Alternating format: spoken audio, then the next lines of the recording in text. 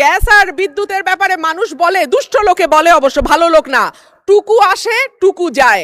এর আমার বক্তব্য মূল্যস্ফীতিতে মানুষের জীবনে নাভিশ্বাস উঠা প্রসঙ্গে।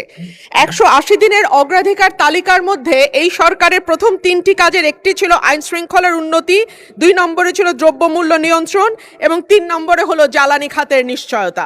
মাননীয় স্পিকার, আইন শৃঙ্খলা পরিস্থিতি নিয়ে কথা বলতে গেলে মুশকিল হচ্ছে আমাদের আইন শৃঙ্খলা সংক্রান্ত যিনি স্বরাষ্ট্রমন্ত্রী আছেন তিনি হয় ব্যঙ্গ করেন আর না হলে বাকচাতুর্য দিয়ে পুরো বিষয়টিকে ঢেকে দিতে চান।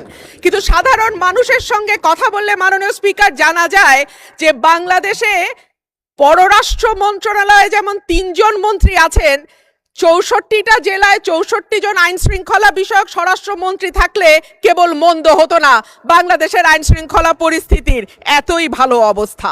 আর মাননীয় স্পিকার, জ্বালানি নিয়ে আর কি বলবো, তেল আর গ্যাস আর বিদ্যুতের ব্যাপারে মানুষ বলে, দুষ্ট লোকে বলে, অবশ্য ভালো লোক না, টুকু আসে টুকু যায়, এই আসে এই যায়, কতক্ষণ থাকে তারা নাকি বুঝতে পারে না।